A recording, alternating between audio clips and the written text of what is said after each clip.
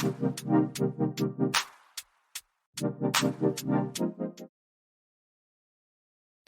going on, everybody, and welcome to the Other Side of the Firewall podcast. We're talking about the latest and greatest of cybersecurity news, as well as we highlight those movers and shakers and glass ceiling breakers, those people of color who've made to the other side of the proverbial firewall. My name is Ryan Williams, and as always, I'm joined by Chris Avocott. What's going on, everybody? What's going on? And introducing Daniel to the show. So we kind of hinted towards it earlier in the week. So Shannon is out for the next couple of weeks, and Daniel is somebody we worked with when we were in Virginia together. So like me, Levon, and Shannon all worked with you. It's been like 8 years. So when you reached out to say, hey, I enjoy the show, is a chance that I can, jump on in the future. I was like, yeah. What you doing this weekend? It was like that's a little bit too quick.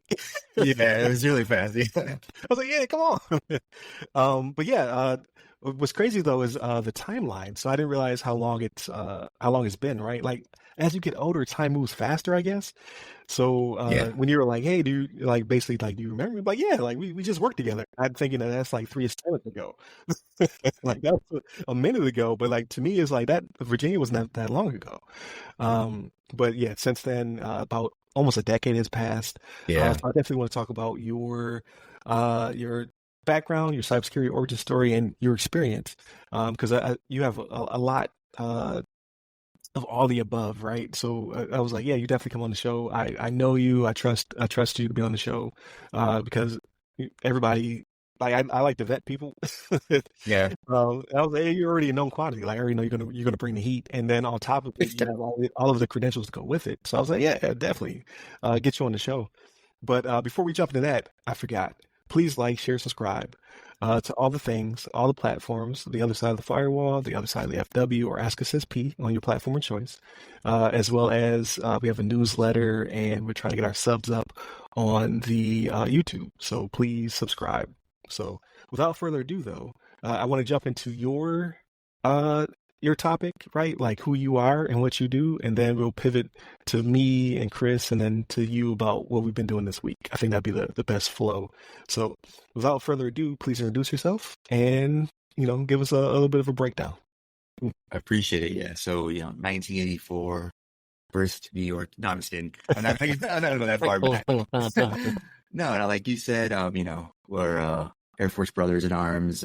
It does feel like just the other day we were working together at Langley Air Force Base, but it's been almost 10 years. Kind of crazy. We're thinking in like Air Force years, but when you look back at it, a lot of time has passed.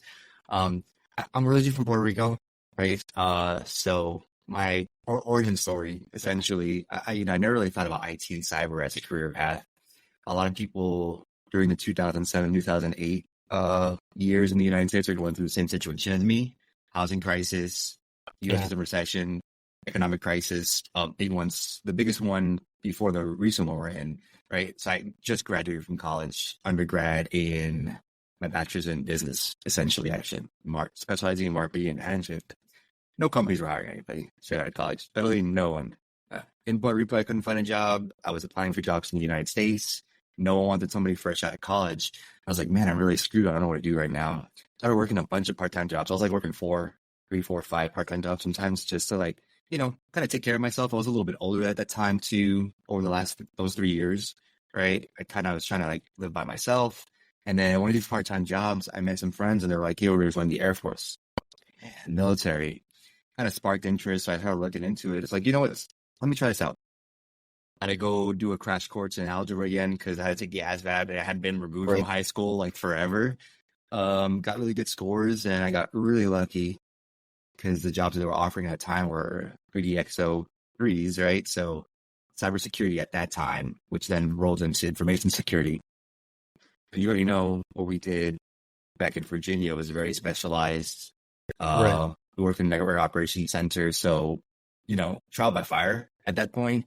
You go through tech school or technical training school, and what they teach you there, everything was more IA oriented. And then I get to Virginia and everything is like highly technical. Log into these firewalls, troubleshoot the network, command line, look at live like TCP dumps and try to troubleshoot these connections and figure these things out.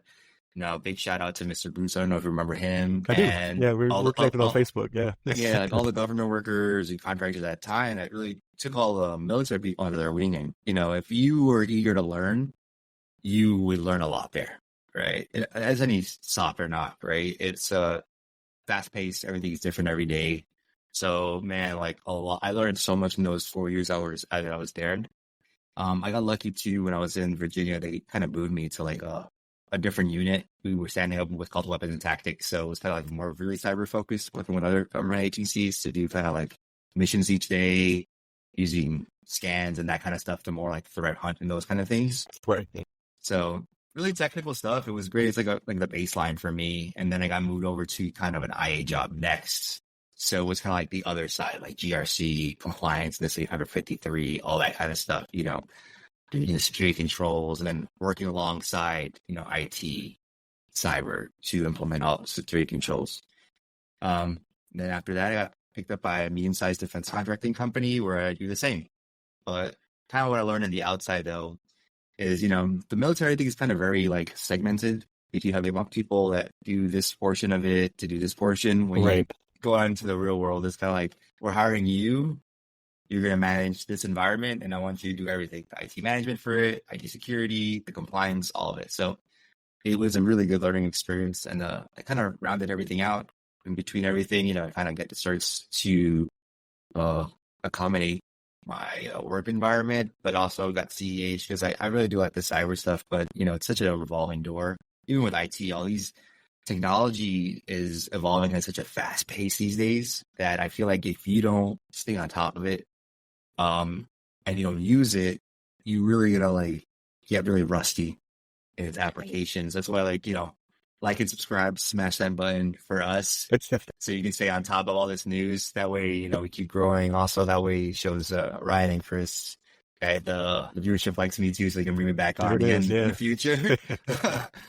But, that kind of rounds out my origin story, if you will, right? I was going to go in for business, and then life took a different road for me, and I could not be more appreciative. And I cannot talk more highly about the military. Everybody has their own kind of story.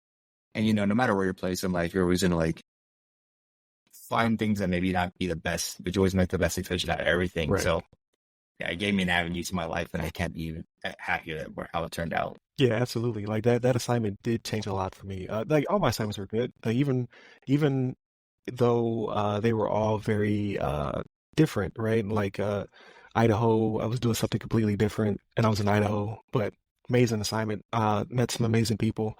Then Alaska, Virginia, where is when I started to really get my technicalness, right? It took a few years to get there because I was not the best technician out of test school. But yeah, it was trial by fire. It was like, you're going to be on the floor, you're going to manage the Air Force Enterprise. Yeah. And if you take a base down, that's your butt. Happened more than we like to admit, but yeah, we fixed it really quick. We fixed it. Right, exactly. And that's why I started to get more technical, because it was like sink or swim. Like either you're going to get good at this or you're going to go home. So was Langley like your guys' big knock for you guys? So we had two, east and west, but we all controlled everything. But we tried to follow the sun type situation. So we had the east was where it's at. The east was, we were better. Yeah, we were better. We were better.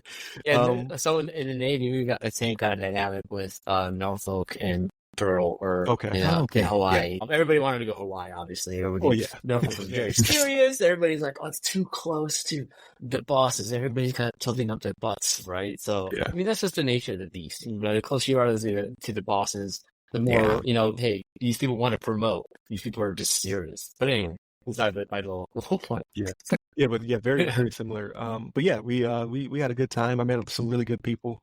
Obviously, because again, when I started the podcast, I went directly to Shannon and Levon to get it started, and we were up to I think we're at like 560 something episodes, and now I got Daniel in here as well, and then the following assignment. So I went from Air Force Enterprise to working with Chris, Joint Communication Support Element, right? So I went from building or maintaining the Air Force Enterprise to building small to large scale tactical networks for special operations. And that's pretty cool. Like, I had great assignments. I cannot lie to you.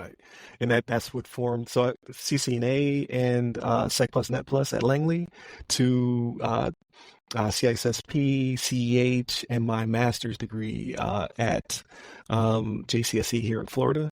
Nice.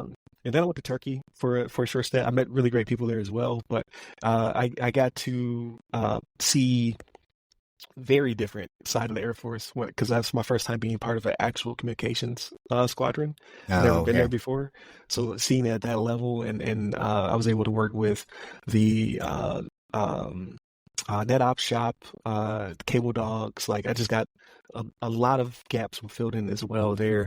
And then I retired. So it's perfect time to say, hey, I want to take this to the civilian world. And then me and Chris worked together in my first civilian company, right? So we worked together at Compliance Point as consultants, VCISOs, and I did some project management as well. So it's a small world, right? Yeah. It's really cool about the whole veterans. It's just like it's like when we were at in Huntsville, my buddy Caleb, who I haven't seen in like over almost a decade, we talk like we just nothing stopped, right? We just did it. I think it's something that's like super unique to us veterans, right? It's like, you can just pick up a conversation with anyone you ever served with, even 10 years from now, it's just gonna be great.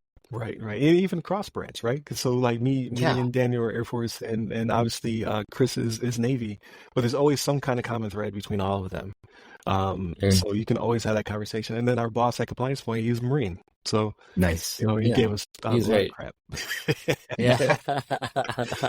But he has cool stories, and we even though we have decades of separation between when he served and when we served, we still had common threads where we could talk about stuff all the time. So it's just I cannot talk like Daniel. I cannot praise the military enough. Like if you're on the fence thinking about it, I think it's definitely something you should experience.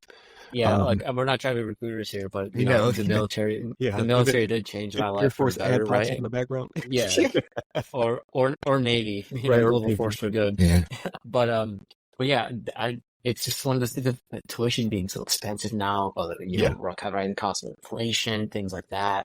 I implore anybody that's 18 or whatever that wants something, their foot in the door in some type of professional environment. Yeah, it's been proven that veterans are better off than their peers who haven't joined, that never served on average, right? You just have more tools and opportunities available to us. Yeah, it's a sacrifice. You gotta be away from your family, and that's the hardest part. But sacrificing that 4, 5, 6 years, whatever term investment, it yields so many dividends, from education, veterans benefits, things like that. I just can't talk highly about joining, right? I mean, but when it comes to retiring or getting out, that's a whole different story. Right. Yeah. That's yeah. I think you're the only one out of the three of us around that actually retired, right? Did you retire first, or you did? I did not. I did. Oh, you did. Yeah, I did. You and I have a very similar story, right? Like I graduated in 2010. Did side jobs here and there. Decided to join in 2012, right? Nice. So it's I graduated college, right?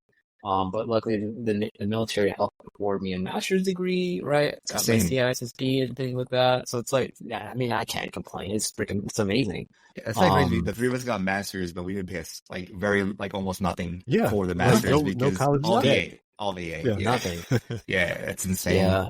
And maybe use the rest of your VA. Yeah.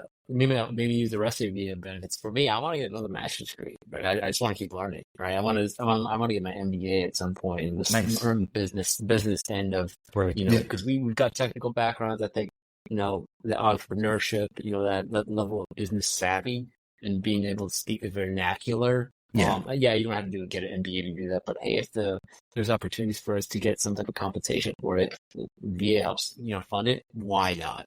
Right? That's kind of my mindset.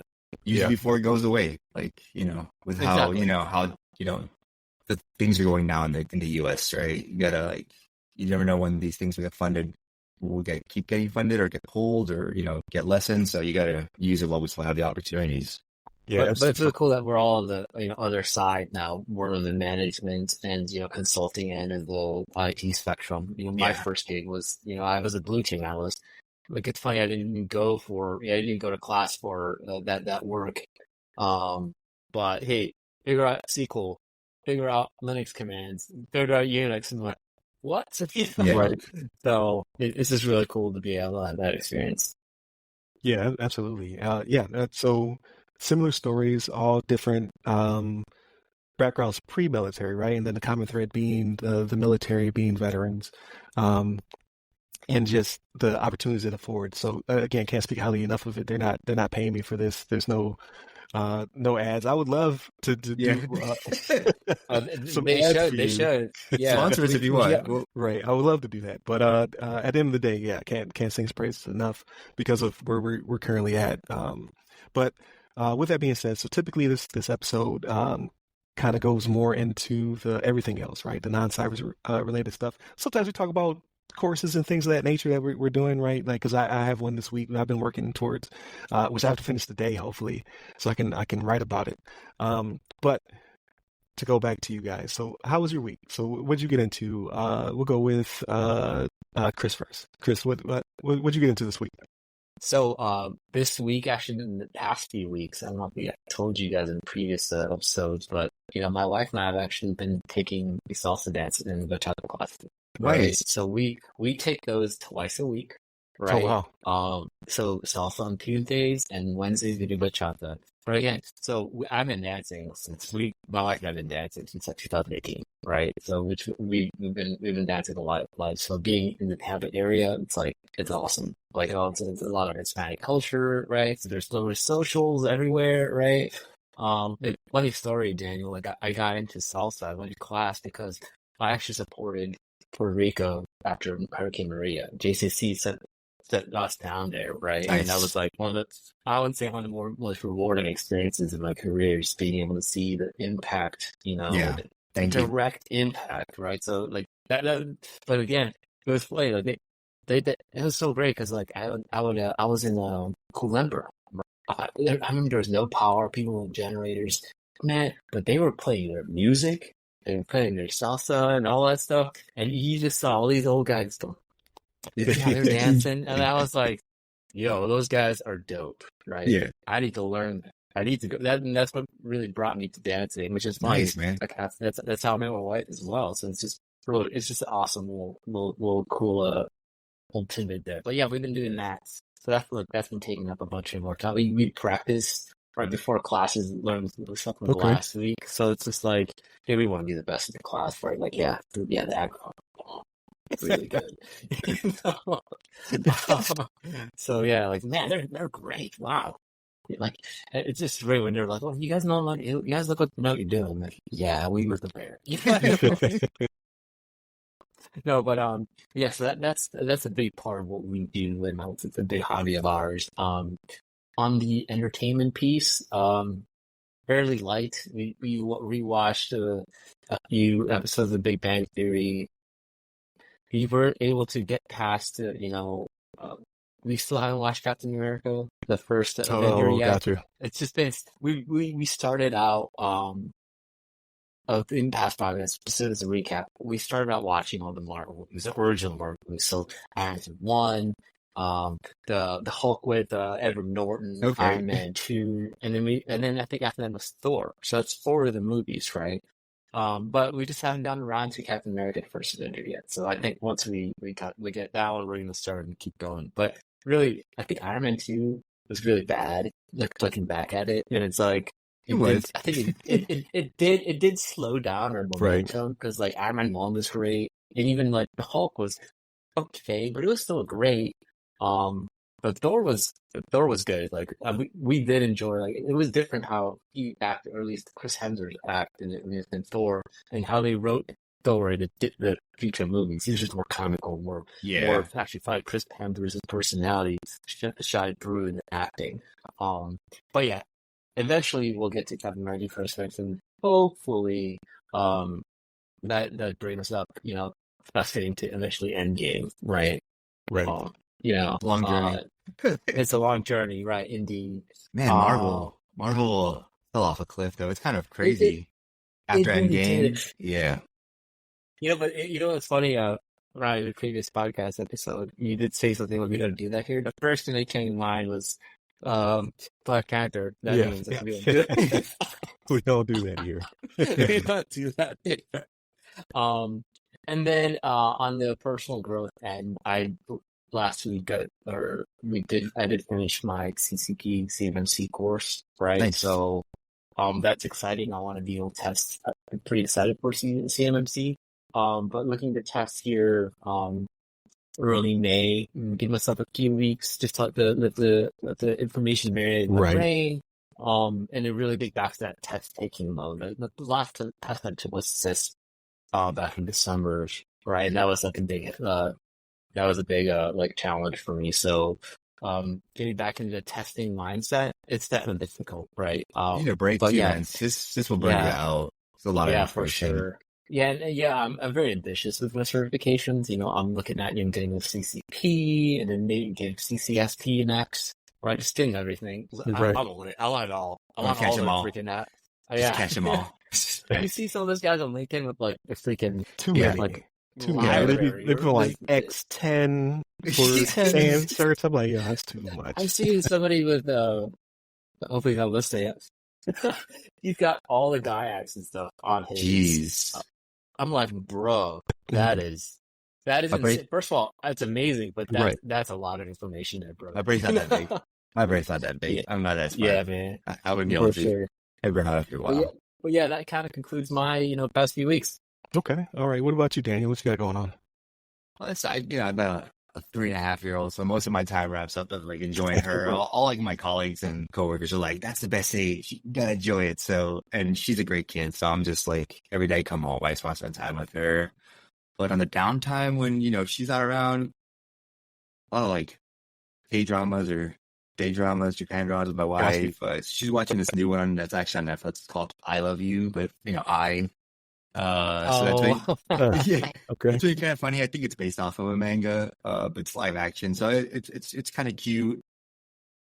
Watching a lot of anime too. So Slime second season came out. Velvet's Reincarnation came out. So Isekai they're not won't break the scale in like the anime universe, but they're highly enjoyable. So I would definitely recommend those. And I'm a little gaming every once in a while. I play a little bit of Apex.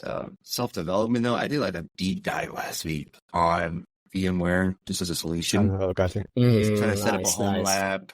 It's funny because you use VMware Workstation, which is the desktop version, and you can actually download ESXi size hypervisor, which goes on the bare metal if you have a server. So just kind of like going through that stuff again, because we have to set up a different LAN at work. And I haven't set up a network in 5 years, so just refreshing it. But it was like a bunch of hours throughout the week, which kind of led me to like, man, that's like the main virtualization platform. It's still probably the biggest company VMware is. I was like, man, I need to like hit up now. I feel like I want to hit up like AWS and Azure and just like start doing labs in there, spin up containers, and just get my familiarization with the GUIs and like kind of like how to set things up in those two platforms. And maybe it's kind of some of the search there as well. Just pique my interest a little bit. Kind of a side note on that, so I did go through an Azure course on Udemy, right?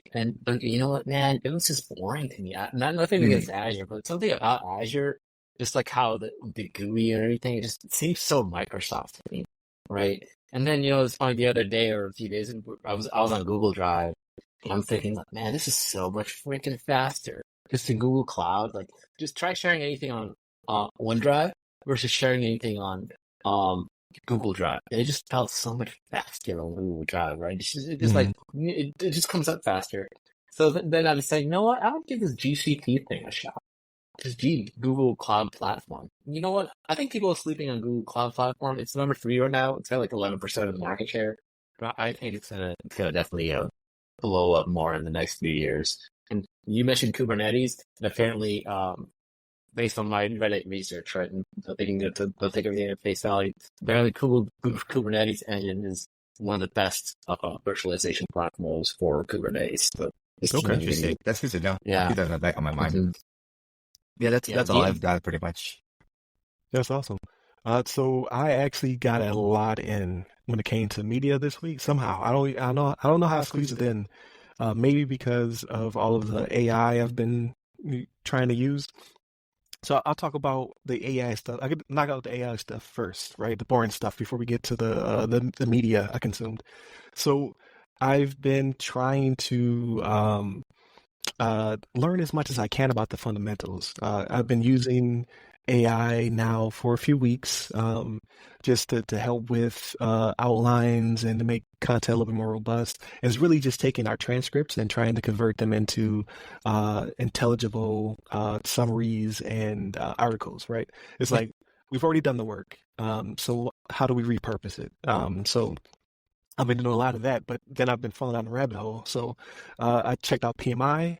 PMI had a bunch for project management because I'm kind of trying to branch back into that space as well. Like I don't do a lot of project management, but I oftentimes feel like when I'm part of a project, like I can manage this, or I can see how I can integrate myself more into it. So that I'm trying to learn those AI tools that help with project management. So I knocked one out, the fundamentals one. I kind of talked about it. I wrote my first article for Ask a PMP. I want to turn it into a segment at some point. I don't have the time for it right now, but I know a lot of PMPs, and I'd like to get them on the show to talk, about what they do, how they do it. And I'm starting a new one through PMI. It's called Data Landscape of I got Cameron away, the Gen AI for project managers. So I think it's free for members. I think it's like $19 for everybody else. It's like a 45-minute course. And I just keep trying to start it. I keep getting bogged down by everything else, right? So my plan is to knock it out today. It was going to be yesterday, but I had a crazy migraine. I think that's why I know that was part of the sickness. Like I think I'm getting a cold. I think the lead-in was the headache. Yeah, I could not shake it yesterday, no matter what I did. So it kind of put me down a little bit, where I wasn't able to interact with it like I wanted to. So today I'm thinking I'll knock it out and then write it up for the Ask a CISP segment, because I haven't done one of those in some time. Like I said, I want to kind of get that going. But with that being said, I was able to watch some videos, and I kind of got into NVIDIA and all they're doing. And I swear on everything, NVIDIA's in league with aliens. Have you seen the Blackwell stuff they're putting together? No, not yet. Oh my God. It's on my list of things to watch. Yeah. If you, I watched the full, I think it's like a 45-minute or hour-long showcase. You don't have to do that. There's some breakdowns that are much shorter, like the highlights, and it is crazy. Like, it is the future. Like, OpenAI is going to take over the world because they're the ones buying most of the data center stuff from NVIDIA. Yeah. And NVIDIA has a stranglehold on the AI chipset market. Like what they're doing is ridiculous. Like when their CEO was breaking down what Blackwell could do, I was like, that is alien tech. Like honestly, that CEO how did we jump that far, that fast? Jensen Huang. Yeah. I heard that he is rough to work for though. Like he's one of those people who sends you an email that shakes your soul. Like he would terrify you through email. But he seems so nice on stage. Did you know that him and Jensen Huang and AMD CEO Lisa Su are first cousins? Yeah. Really? That's how it's going. I mean, the talent in like that bloodline. Yeah. I'm like, yeah, dang. That's unfair. That is unfair. But it's crazy because I think Jensen was talking about how I think he used to work at Denny's. He used to work at Denny's as a kid, man. Nice. And now he's the CEO of freaking the biggest company out there. Yeah, they're $1 trillion company now, right? Then they hit the $1 trillion valuation. I think so. Yeah, they did. Yeah, there's only like 2 or 3 companies: Microsoft, them, and I forget who the other one is. Is it Amazon? I thought it was Amazon. I'm not too sure. Yeah, it's ridiculous. But yeah, that might be Apple. Actually, it might be Apple. It could be Apple. Yeah, I would say Apple. Yeah, I don't know. Like all of them have way more money than I won't say ever have, but chances of me getting there. Because you got to live the American dream, right? We all can do it. Like, no. It's only gonna be... But you got to still say it, right? You got to believe it. Like, it's the first step. It's the first step. But no, like Blackwell is ridiculous. But I go down a rabbit hole because NVIDIA has free AI training. Some of the stuff is fundamental. Some stuff is kind of intermediate. That's probably where I'll peak out at for the time being. And some of the stuff is like, what are you even talking about? But the one that really piqued my interest, I want to jump into, is how to build a brain in 10 minutes is the name of the class. I was like, I want that because I've been watching a lot of OpenAI and a few other people who are really big players in the space talk about agents, how to build agents. It's like, don't just ask the large language model, whatever you're using, for a one-off. Like, let's just jump right into it because the accuracy is high, but relatively low compared to it refining itself. So I'm trying to learn how to build agents where like this is my copywriter, this is my editor, this is my graphics person. And then you can make them interact with each other. And instead of spitting something out in like 0 seconds to 30 seconds, it will have a conversation with itself and it will continue to refine and refine and refine. They say it could be minutes, it could be several minutes, and then it will spit out a product that is amazing because it's iterating on itself. It's not you having to continuously interface with it. Like, I want this, and you get in like, I want you to change that. Instead, it's multiple chatbots having a conversation with each other, and then they spit out a product which doesn't need that much refinement. I'm like, that is amazing. That would cut next down level time. Yeah. On all of my mundane tasks. Like, I don't want it to write a book or anything like that. Like, I want that to come from me, right? But I wanted to speed up my transcription process, speed up my thumbnail creation, give me better SEO. Like, all that stuff can be built within those bots.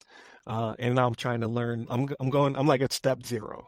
So I'm trying to work my way up. My goal is to have a working model, so to speak, by May, June. That's pretty cool. So that's my pet project.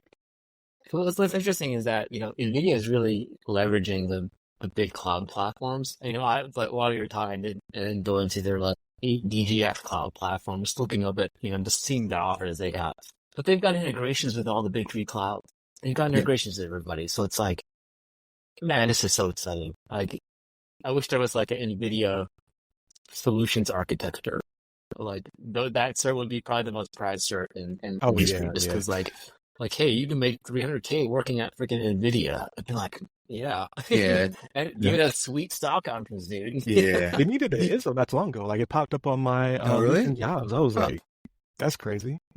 That's unique. Oh, you gotta think about it. This is the next big push, right? We haven't had a next internet. We haven't had a next giant leap in society on how it interacts and communicates since the internet was like easily adopted. Before that was the computer easily adopted into households.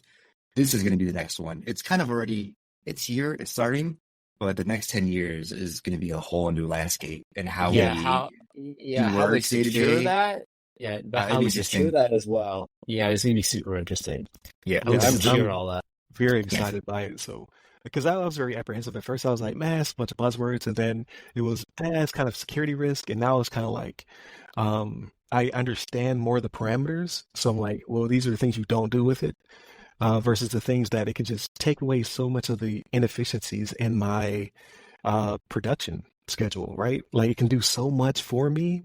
I don't know what I don't know yet because there's so many different APIs, integrations, and what have you. Like, I think by May, June, I can have it spit out, not full content, but it will knock out all of the baseline stuff for me. So all I have to do is be a boss, right? And just say, nope, change this, or nope, I want to add to that, as opposed to I'm everybody on the team right now, aside from obviously my talent, right? So I have the talent, but I am the production. If I could build these agents out to be all of the team members for the production, all I have to do is be the executive producer. This chef's kiss. But it's going to take a lot of work, right? It's not like you just hit a button and you make it happen. So I'm excited to learn how it functions and then to build my own model.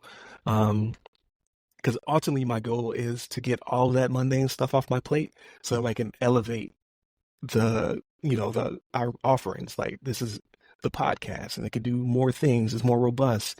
I can offer, affiliation. I can do partnerships and things of that nature because I have more time to focus on that stuff. Yeah. Is the goal. So that is my near-term projects. That's what I'm currently working on. So I'll keep you guys posted on that. But outside of that, I was able to consume all of Fallout. So I watched the Fallout show on Prime. It is one of the greatest video game adaptations of all time. Really? I don't know. I know enough about Fallout to get some of the inside jokes and things of that nature. I've never finished a Fallout. The games are too big. It was that good. It was so good. You don't even have to know what Fallout is. It's just a really good show. They outdid themselves. It's up there with The Last of Us. Some people saying it's better. I'm still think if The Last of Us is a 10, then the Fallout series was a 9.5. Like it's right there. They're neck and neck with each other. It's really good. And they dropped all the episodes at once. I've noticed that Prime does that for the first season. They'll give you all the content up front, but then the next season, like it's going to be a weekly thing. Yeah. You're the second person that mentioned it was good, and I watched the first episode, and I was like, man, I gotta go to sleep. I hate this. I want to binge the whole thing. It's good. I haven't heard anything really until the other day. I heard about the actress actually started playing Fallout and enjoyed the game. Really to me. Yeah, so to me, that's a sign of quality because the actors and director, they respect the source material. They're not going to Star Wars it and just add whatever bull crap they want, right? They respect the source material. They're going to keep it true to the video game and keep it that experience. So you know what? I think I'm going to check it out. It's good. Like that first episode was a banger. I was real sus because the cast, there's a couple there that are notable. Like the guy that plays the ghoul, he's been in a bunch of things. I like that actor. I'm very Walter Goggins. And then it's Walter Goggins. Yeah, the heavier set guy that has the glasses. It's always usually on comic relief. He was in a Spider-Man do a backflip. Yeah. He's on another good show on Apple, which I'm forgetting the name of right now. Okay, was it Severance? Is he in Severance? Yeah, Severance. Their cognition or their personality is one thing outside work, and when they're at work, they don't remember. I love that show. The show is amazing. He's in that as well. So I know him from that. So I was like, I didn't get that far then because I haven't seen him yet. It's a little slow. It's kind of a slow burn. Okay. But the last episode kind of is a payoff, and it wants you wanting more. So it's definitely worth a watch. It's an anti-Shannon show. Shannon will hate it.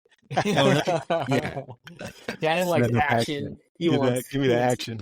Give me that action right away. He would hate it. He would hate it. But Fallout, man, it's really good. Highly recommend it. Yeah, the first day I watched 5 episodes. That's how good it is. I was like, where did the time go? Amazing. And then I am midway through the Three Body Problem Three Body Problem, I think is what it's called on Netflix. Very slow burn. The first episode, I was just like, I can kind of, because I used to be really big into those sci-fi, long dramas, thrillers. Like Expanse. I love The Expanse. Yep. This one was really dragging the first episode, and since then, it's really picked up. Because I was like, are they going to stretch it out where we're not going to see whatever this thing is until the end? No. Like, by the time you get to the third episode, you're like, oh. My buddy said, he said, it took him three episodes to really get into it. Yeah. And, it's got such a huge fan base. It's like a novel series, right? Right. If I'm correct. Right. And I'm like, I kind of want to watch it as well. That's on my list to watch as well. Yeah, so I'm about midway through that one, if not a little bit further than midway. Obviously, I'm caught up on Invincible had its season finale. That was excellent. And then X-Men 97. I did not give it a real fair shake. I watched the first episode and I was like, man, I go out with this. By the time you get to episode 5, you're like, yo. Really? Okay. Yeah, it's they dialed up to 11 in episodes 4 and 5, and I think that's where they're at. They took a mid-season break. So the first 2 episodes, you're kind of like, man, it's kind of like a kid show, like when I grew up on. Then episode 3, you're like, oh, wait a minute. That's kind of different. And then 4 and 5, you're like, whoa. Okay. I saw the first 2, so I got to keep watching it then. Yes. I did not give it a fair shake. But by the time I got to 4, I was like, I got to watch 5. I got to see where this goes. It's pretty crazy. And I think that's it. That was a lot for me, though. And then I also been playing Helldivers sparingly. I put in a couple hours. I helped liberate the planets from the automations, right? Like I was cheering. I was like, yeah, we did it. We took back the creek. And now they're back and they're fuller strength. Like the game just keeps adding surprises and changes. I'm really digging it. I'm really enjoying it. And then Final Fantasy VII, I've played very sparingly because every time I play it, you have to dedicate at least 2 or 3 hours to get through a side quest or to finish a mission, right? It's very big RPG. I just don't have that type of time all the time. So I plan on hopefully doing that today, but we'll see. But all in all, I mean, I got a lot in this week, surprisingly. And then, like I said, Saturday, they put me down. My head was booming, so I just had to take a break. But yeah, that's pretty much it for me. No studying. I need to study for the CCSP. But right now I'm in AI mode. So, and then you get these micro certs, right? Like, so I get little badges and trinkets and whatnot to show people I'm into it. But eventually I would like to get my CCSP is the goal. I think I talked about it maybe last episode. I was gonna get CISM, but then I'm like, dude, I gotta spend this much money on the QSA and this one. Dude, ISAC certs are expensive. Very are. I can get the freaking book and question or official practice test on Amazon. By Cybex for like $50, $60 for CCSP. So I was like, let's just go with what I know CCSP, right? And then, and it's like, and I figured CCSP kind of is something different, from CSP, and there's too many similarities in my opinion to CISM and CISSP. So like, let's just venture into the, IAE level 3 CCSP thing, call it. We were familiar with the material. Right. Or at least the testing style, right? I'm afraid I'll take CISM and fail. And from my understanding, it's not adaptive, so it doesn't get aggressive. Right? And yeah, it doesn't. If you understand all the domains from the CISSP, it's a little bit easier to ingest. It would be harder to go the same type of question. CISP. It's easier to go from CISP to CCSP, from my understanding. So I haven't taken it yet, but yeah, me either. We'll all be asked to CCSP here next year, right? right. Before we gotta make it more exclusive. There's too many CISPs out there, brother. You gotta go. Yeah. Hey, ask the CCSP. We only talk cloud here. No on-prem, baby. Nothing on-prem. A niche of a niche, right? Yeah, niche of a niche. But yeah, I think there's still only like 100 and there's less than 150,000 of us still. So really? It's still pretty low. CSSP? Yeah. Mm-hmm. But CCSP, I bet you that number is a lot lower. Yeah, that's true. Oh, yeah, definitely. Or if you go up a tier, right? If we get our EP. Yeah. That's like you got like Jacob Hill. That's all I know. So I know two now. So Jacob Hill, nice. And I had on Yvonne Rivera. She's one too. Wow. Oh, nice. Yeah. That's right. So she's from Cybermite. Yep. So she has hers too. And I was just like, I'm not there yet. People are not there yet. So smart. Yeah. One day. We'll get there. Yeah. No, this is a great episode. So thank you again, Daniel, for jumping on so short notice, right? It's good to have a reliable third chair, right? Because obviously Chris is out there globe trotting. Shannon needs downside from time to time as well. He's been on like at least if we did 560, he's been on like 550 episodes, right? So everybody needs that time, and then have that person who can revolve in things of that nature. So we definitely have you back on the show. This was great. And then I probably need to get you on Ask a CSP, you and Chris, right? I need to pick your guys' brain and have you on that show. I got some availability coming up. I think I have Chelsea Pierre, and then I think it's blank until May. So I'll try to sync my calendar with your guys' calendar, see if we can get you on one of those Monday evenings, my time. Like for you, that would be like perfect. Perfect time. Yeah. To kind of break down your guys' origin stories a little bit deeper, right, and share more with the audience. So definitely want to do that as well. And then there's evolving the content. So I will do my treatments and what have you, start sharing that with you guys. I kind of just always go into autopilot, so I should start sharing with you guys what it's going to look like in case you have any inputs. And then go from there, right? As we continuously evolve the product. Newsletter, again, has over 1,000 subs now. We did that in a month. So I'm super excited to see where that goes in the future. And then the YouTube channel, we have almost 400 subs. I need to get to 5. I'm hoping by May, June timeframe, because I want 1,000 by the end of the year. Because that's when you can actually start to really do things with your channels, when you get 1,000 subs and like 4,000 watch hours. But you get that through subs, right? Like people coming back. Like we have a lot of people who show up, they watch the content, and then they don't return per se, at least not in the short run where I can actually capture that information. So like our views are crazy right now. Like we have over 7,000 views over a 28-day period. Like that is spiked. It has not gone down, which is great. So I want those people I want to capture those people though. So like if you're watching this or listening, please subscribe. Smash that subscribe button. Smash that subscribe button. We're not going anywhere. We've been doing this for 4 years. This podcast will probably go on for a very long time. So yeah, subscribe. So, and then newsletter, right? So now you can have it come into your inbox. So it's right there for you, where you don't have to go anywhere. It's all contained in one thing. Just click the little play icon. You can either listen or watch. Boom, all in one newsletter. So definitely check that out. And then hit up all the websites and social medias that go by our name. It's either the other side of the firewall, the other side of the FW, or Ask a CISSP on your platform of choice. And then yeah, like, share, subscribe, share with your nerdy friends. Stay safe, stay secure. See you guys.